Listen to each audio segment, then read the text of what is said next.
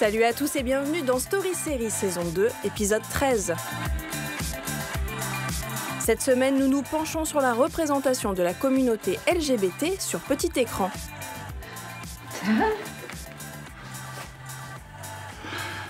So I have something to tell you. Pour cela, nous avons rencontré Romain Burel, fin sériephile et directeur de la rédaction du magazine Têtu, qui fait son grand retour en kiosque. Peut-on enfin s'aimer comme on veut à la télé en 2018 ? Réponse militante.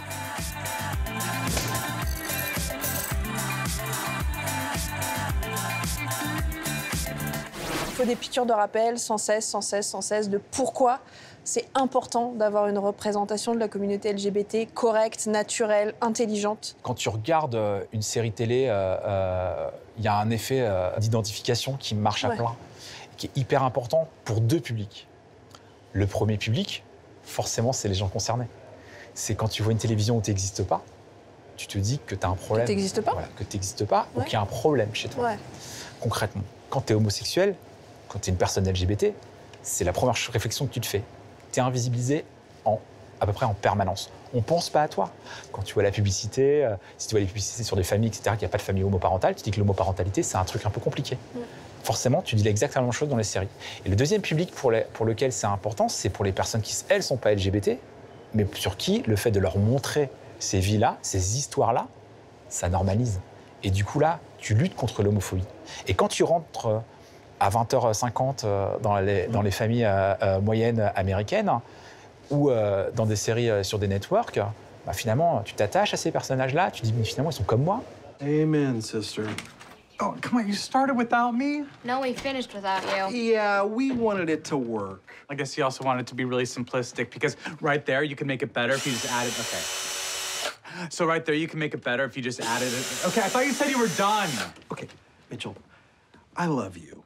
But No but. Yet, we both know I'm the more mechanically inclined daddy. I'm handy. Dans les années 60, les personnages LGBT, ils n'existent pas, à peu près. Il y en a quelques-uns, mais en général, c'est tous des prostituées ou alors des gens qui sont mal dans leur peau, des serial killers. Il se passe un truc, c'est qu'il y a un mouvement, un début de prise de conscience des luttes homosexuelles qui s'appelle Stonewall aux États-Unis. C'est des émeutes à New York. Et à partir de là, il y a une prise de conscience un petit peu que ce serait bien de commencer à avoir des représentations. Dans les années 70, il n'y en a pas énormément des représentations de l'homosexualité. C'est vraiment les années 80 où ça commence à bouger. Le premier personnage gay auquel je pense dans les séries américaines, c'est Stephen Arlington dans Dynasty. Mais c'est un personnage super important. Parce que Dynasty, c'est vraiment une série consommée par la ménagère de moins de 50 ans aux États-Unis. Et à un moment donné, on adresse ces questions-là. Et c'est la première fois. Dans les années 80, il ne se passe pas grand-chose. Dès qu'on parle un petit peu, c'est souvent aussi sur forcément un petit peu des questions de sida, etc. Et puis finalement, dans les années 90, on va y venir, tout doucement. On va commencer à avoir des personnages. Moi, je pense à Urgence. You were missing. I was worried. I'm touched. You're right. To do me a favor.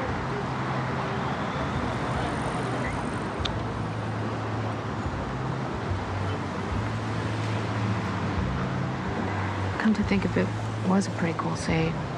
Fire went to 3 alarms, I couldn't see my hand in front of me. Le personnage de Carrie Weather, qui est en saison 7 de mémoire, je crois, elle commence à s'intéresser à sa sexualité, à se poser des questions. Elle aura une aventure avec une femme. Là, c'est des moments importants. Dawson, Jack McPhee, un personnage qui nous a tous bougé, etc.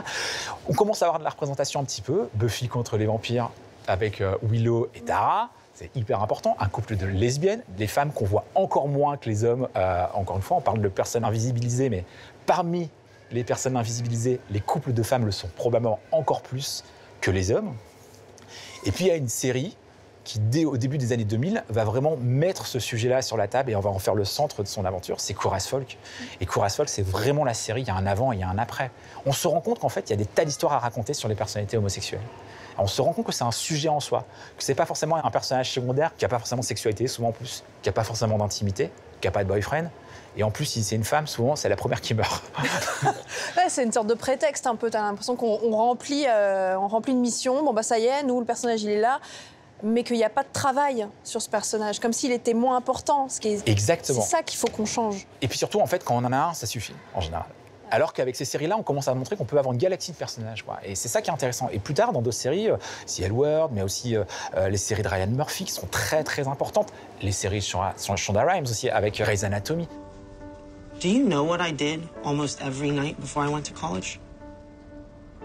I sat in my mom's basement with 3 other debate club kids playing Dungeons and Dragons. And it's the same basement I live in now. Trust me when I say no one was having sex, guys or girls. So I didn't know I was gay. I knew that I had feelings for boys, but I didn't understand it. Not until you kissed me. Des séries comme The L Word, des séries comme Looking, qui sont très très importantes, sont pas encore une représentation de la vie qu'on mène tous les jours. T'as envie que t'aies autour des personnages une société où tout le monde est mélangé, tout le monde a sa place, la même que son voisin, comme le fait très bien 10% par exemple, qui figure dans ce premier numéro, on va dire quoi, de la renaissance de Tétu, la nouvelle mouture de Tétu. Ça, c'est une grande réussite. Pour moi, la réussite, elle est là, scénaristique. Moi, je pense que les deux sont intéressants. C'est-à-dire que quand tu fais une série où tu focuses vraiment sur des personnes LGBT, comme Looking, typiquement, qu'il a fait mais vraiment magistralement, c'est intéressant parce que tu découvres un univers de l'intérieur, tu vois des problématiques que tu as peut-être du mal à aborder, tout simplement parce que quand tu écris des personnages, il se trouve que c'est assez bête, mais souvent les personnes homosexuelles, quand elles parlent entre eux, elles n'ont pas forcément le même vocable que quand elles parlent avec des personnes hétérosexuelles, parce qu'on évolue toujours dans un monde qui est un petit peu homophobe, qu'on le veuille ou non, l'espace public, il n'est pas hyper friendly. On s'adapte en permanence. De la machine à café, t'as fait quoi ce week-end? T'es parti avec ton boyfriend? Si jamais t'as un garçon que t'es pas out au travail, tu risques de transformer il en elle. Donc en fait, les ressorts scénaristiques vont pas être les mêmes. God, maybe I've just forgotten what it's like to have a boyfriend. But doesn't that feel good to have a boyfriend? To be able to call him your boyfriend? Can you even call a 59-year-old man your boyfriend? You can call him whatever you want. Yeah, you're right. God, I need to calm the fuck down. 10%, c'est super parce qu'il y en a plusieurs. Il n'y a pas qu'un personnage lesbien. C'est ça qui est cool, en fait. C'est ça qui fait du bien. Tu as le personnage de Colette qui vit avec le personnage de Camille Cotin. Mais tu as aussi Hervé, qui est interprété par Nicolas Maury. Et donc, tu as en fait plusieurs visages. Quelque chose d'un peu kaléidoscopique. Ce qui est génial, c'est que ça permet de ne pas faire peser sur un personnage dans une série l'obligation de représenter tout le monde. Et d'ailleurs, Camille Cotin, dans l'interview qu'elle a donnée à Tétu, elle parle de l'importance de la fiction et de la télé, et elle dit avec espoir qu'elle espère que cette saison de 10% et les saisons de 10% pourront créer une génération future de militants pro-PMA. Militants pro-PMA, elle dit. Oui, bien sûr, de militants pro-PMA, parce que c'est en montrant la normalité que ça devient la normalité, c'est l'accès premier qu'on a au foyer, en fait, la télévision. On parle beaucoup de la PMA, de la GPA et des homosexuels, mais la question des personnes transgenres, elle est cruciale à traiter dans la fiction aujourd'hui. Ça permet à des gamins de mettre un mot sur ce qu'eux sont probablement en train de vivre. C'est hyper important. C'est très compliqué d'aller chercher qui on est aujourd'hui. Et souvent, en termes de représentation, quand vous êtes homosexuel, bi ou transgenre, vous n'avez pas beaucoup de rôle modèle. Et ce qui serait cool, c'est pas d'en avoir qu'un, ça serait d'en avoir plusieurs. Are you saying that you're going to start dressing up like a lady all the time? No, honey, all my life. My whole life I've been dressing up like a man. This is me. Je trouve que c'est très important de parler des scénaristes et de comment on constitue aujourd'hui une salle d'écriture. On a beaucoup parlé de la salle d'écriture de Transparente, par exemple. Sur la première saison, les scénaristes qui travaillent sur Transparente ne sont pas des personnes transgenres. C'est des personnes concernées. Jill Soloway, elle a fait l'effort sur la saison 2 de se dire il me faut, pour raconter des histoires de personnes transgenres, que j'aille chercher des personnes transgenres. Elle a recruté une personne qui était une comédienne et artiste qui s'appelait Our Lady J, qui, elle, est venue écrire, mais qui est rentrée en deuxième saison, en fait. Et il y avait même passé une annonce, hein, c'est aussi bête que ça, je crois, dans Variety à l'époque. Il y a une scène où Nora passe un portique de sécurité à la douane. C'est une scène dont Jill Soloway, elle dit elle-même, elle n'aurait pas eu l'idée de l'inventer, parce que c'était du vécu pour les gens qui l'ont écrite. Donc ça pose effectivement la question de la salle d'écriture. C'est important d'avoir des personnes queer, si vous voulez parler des personnes queer. C'est important de les inclure dans le processus. May I talk to you? I'm trans. Do you understand what that is? And I have a penis. Oh, then we're gonna need a male agent. Mac? Yeah. Hi, Matt. I can't pat her down. You need to pat her down. I can't pat her down. She's got a penis. Well, she's a woman, right? Well, C'est pas une revendication en disant il faut nous mettre en avant absolument plus que les autres, c'est juste de nous faire exister. Merci beaucoup Romain, longue vie à Tétu. Merci. On va suivre. Toutes ces questions de représentation à l'écran, la web-série Les Engagés les prend à bras-le-corps. Nous sommes dans un état de droit et on est justement là pour le prouver.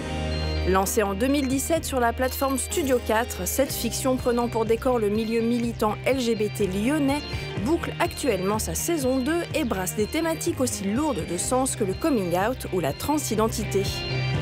Nous avons rencontré Sullivan Lepostec, son créateur, l'acteur Mehdi Mescar et Slimane Baptiste Beroun, réalisateur sur la saison 2.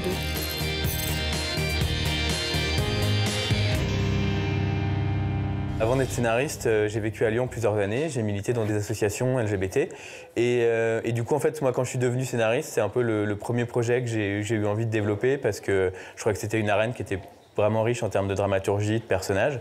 Et il y a plein de producteurs qui m'ont dit moi je trouve le projet très bien mais comme aucune chaîne me l'achètera, je peux pas prendre une option et on va en rester là. Hicham, il y a un truc qu'il faut que tu fasses pour moi, c'est urgent. Hicham, faut que tu reviennes au CA, je sais, j'ai merdé, d'accord. Mais ça va, t'as pardonné ces saloperies à Mercure toi. De quoi tu me parles de Mercure? Tu mélanges tout comme d'hab, tu penses qu'à toi. Moi je pense qu'à moi, je t'ai aidé quand t'étais dans la merde. Tu m'as aidé? Et là tu veux même pas qu'on parle. Tu m'as aidé? Bah vas-y, tu veux parler, vas-y, on va parler.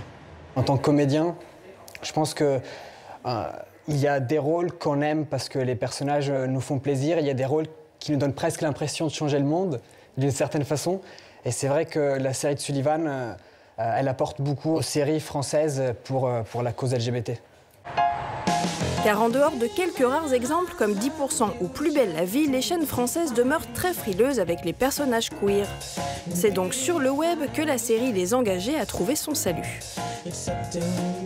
J'ai commencé à développer ce projet vers 2010-2011. À la base avec l'idée d'en faire une série pour la télé traditionnelle. Ça n'a pas pris pendant plusieurs années jusqu'à ce qu'émergent des plateformes sur Internet, et notamment Studio 4 qui a permis à ce qu'on fasse la première saison en 2017. Déjà en parlant avec Sullivan, j'ai appris que c'était la première série LGBT française avec des fonds publics. On était au début de quelque chose, on n'en voit pas tellement des personnages LGBT dans les séries françaises et à la télé. Je voulais être sûr que t'étais sincère. Ah oui, t'es direct quoi, Travailler sur Les Engagés, c'est une expérience qui est forte à deux niveaux. Déjà, professionnellement, on travaille beaucoup avec une équipe qui est habitée. Et ça change vraiment d'avoir à tous les postes des gens qui ont l'impression de raconter quelque chose. Et puis, au niveau personnel, on lit beaucoup de choses, on voit beaucoup de choses à la télé sur tout ce qui peut arriver aux gens de la communauté LGBT, les agressions, que ce soit en France, que ce soit en Tchétchénie. Et on le sait, mais c'est pas pour autant qu'on le ressent dans sa chair. Et puis ensuite, se confronter à l'homophobie quotidienne pendant qu'on tourne cette série, c'est d'un seul coup le matérialiser dans notre réalité. Quand on n'est pas gay, on se rend pas compte du danger permanent que c'est pour la communauté LGBT. Et des manifestations de l'homophobie ordinaire, il y en a eu quelques-unes sur le tournage de cette saison 2. Mais forte de la réputation qu'elle s'est forgée avec la précédente, la série inspire aussi de beaux élans de solidarité. Le premier jour, la marche des fiertés. On attend la marche à l'angle d'une rue parce qu'on les a précédés pour les filmer et puis finalement ils n'arrivent jamais. Et on comprend qu'en fait, il y a des fachos qui les attendent avec des barres de fer et qui veulent leur taper dessus et c'est pour ça qu'ils ont dû détourner le cortège. Mais disons que toutes ces rencontres un peu négatives, ça a été les jalons qui nous ont toujours rappelé que ce qu'on faisait c'était important et qui ont toujours redonné du carburant à l'équipe pour dire mais en fait ce qu'on fait c'est important et ça vaut le coup de le faire. Parce que finalement, ça peut peut-être faire changer ce genre de choses. Et si ça emmerde ces gens-là, c'est que c'est important. La transphobie est une des thématiques fortes de cette deuxième saison. Par le prisme du personnage d'Elijah, incarné par le youtubeur transgenre Adrian de la Vega, la série a mis un point d'honneur à représenter au mieux les problématiques liées à la transidentité. T'étais une fille avant? J'ai toujours été un mec. C'est juste qu'avant, les gens me voyaient comme une fille. La série s'appelle Les Engagés et elle est à l'intérieur de l'univers LGBT. On ne peut pas se permettre de ne pas être juste en termes de représentation, quoi. Et qu'on rencontre là une problématique qui est que jusqu'à présent, il y a eu très peu de personnages trans à l'écran et que dans 90% des cas, ils ont toujours été incarnés par des acteurs cisgenres. Et du coup, si en plus même les personnages trans, on ne les engage pas pour les jouer, du coup, ils n'ont juste pas de travail, quoi.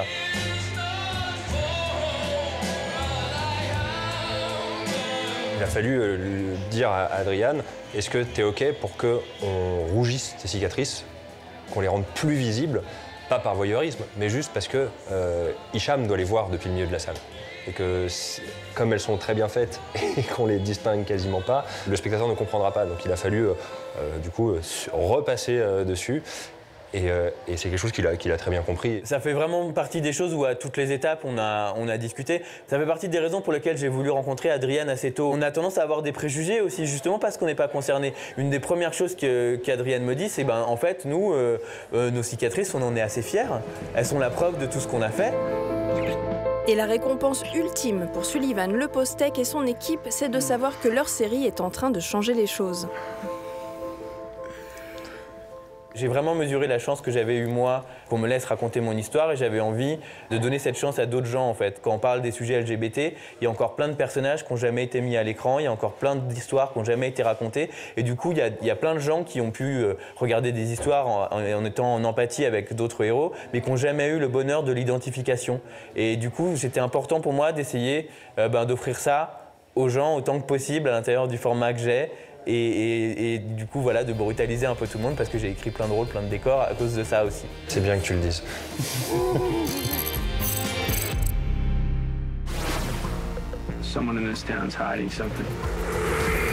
Story Série, c'est terminé. La semaine prochaine, on se penche sur les adaptations de romans en série de Sharp Objects à Big Little Lies. Allez, à la semaine prochaine.